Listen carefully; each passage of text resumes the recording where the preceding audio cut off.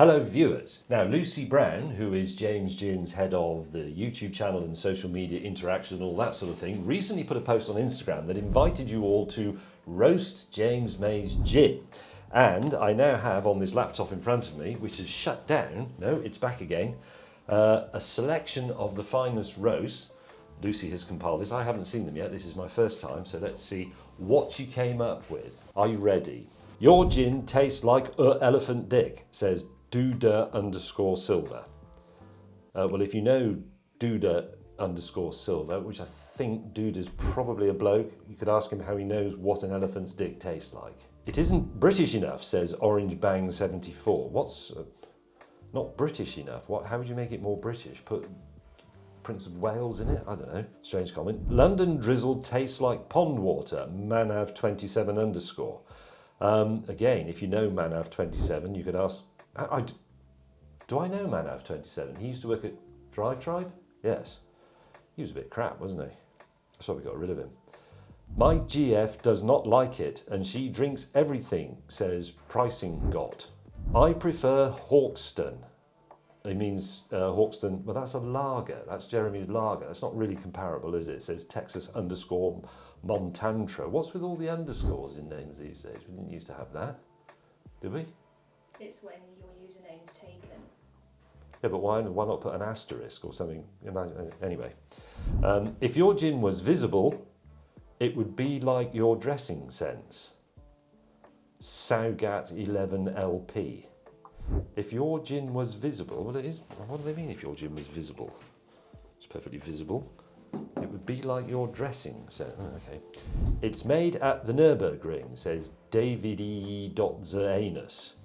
No, it's not made at the Nürburgring, it's made in Wiltshire. You've put that in because you think you can make an interesting and humorous allusion to my other job in my previous life as a car reviewer on Car Show, but it hasn't worked. It's not made at the Nürburgring. God.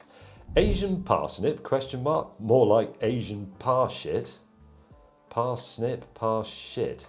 Arthur 3861, very good. Even worse than aviation, oh. That one hurts slightly, actually. Even worse than aviation, i.e. not the experience of flying. He means Ryan Reynolds' aviation gin, and that was Futchi_Matzi. Go f*** yourself.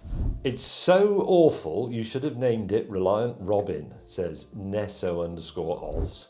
Now, again, that's an attempt to allude to my other life as a car reviewer and motoring journalist, and people think that's very funny, and I would dismiss that, but actually, I'm going to give credit to Nesso_OS for saying Reliant Robin and getting it the right way round. Most people these days, well, in fact, for the last 10 or 15 years, have called it the Robin Reliant, which is stupid. That's like saying the Panda Fiat.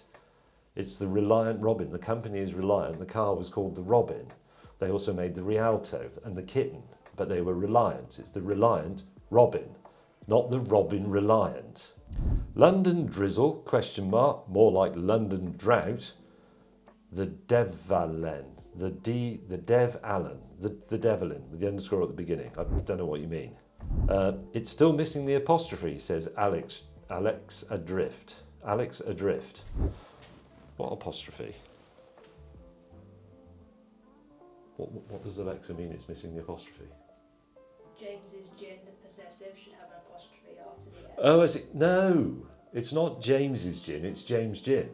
That's the name of the company, James Gin, not James's gin. It's not. I'm not saying it's my gin, it is my gin, but it's not James's gin, it's James Gin. Like Ford Mondeo. You don't call it the Ford's Mondeo with an apostrophe, do you? It's James Gin. Looks like a bottle of off-brand mouthwash, says Mavaldas_07. Off-brand, what does off-brand mean? It means like supermarket own brand.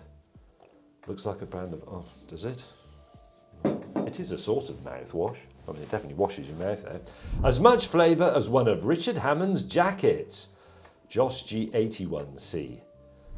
As much flavour as one of Richard Hammond's jackets. Again, I'm going to have to ask, how do you know what flavour Richard Hammond's jackets are? Nature called, it wants its flavour back, flavour spelt incorrectly, wild preach. Well, actually, I would say that, if anything, is a compliment. Nature called, nature, the force of life, Nature called, it wants its flavour back. So you're saying my gin tastes like Mother Nature, possibly the greatest thing we have, probably the greatest part of creation. And my gin reminds you of that, and that's supposed to be a roast. Your gin is so fat, when you drop the bottle, gravy pours out, says Pine Hills Backskin. What a weird name. Pine Hills Backskin, one word.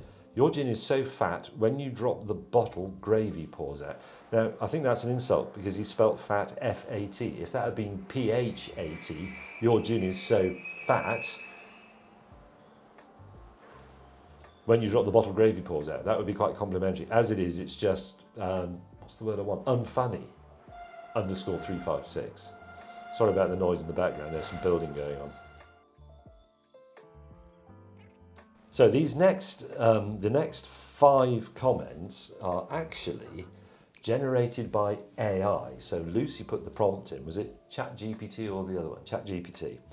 And asked AI to roast James May's gin. What other prompts did you put in? Did you have to put something like former TV presenter James May or things like that so that it knew who I was, or it just understood?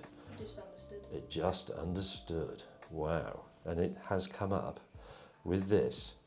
Tried James May's gin and suddenly understood why he's always sipping tea on TV.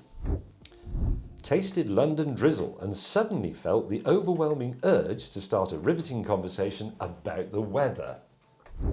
All of this is spelled and punctuated correctly. Tried James May's gin. I think I'll stick to his car reviews. James Gin, : very good. Because sometimes you just need a reminder that even legends have off days. Sort of veiled compliment there from the computer. Sipping London drizzle is like experiencing the flavour equivalent of a beige sweater.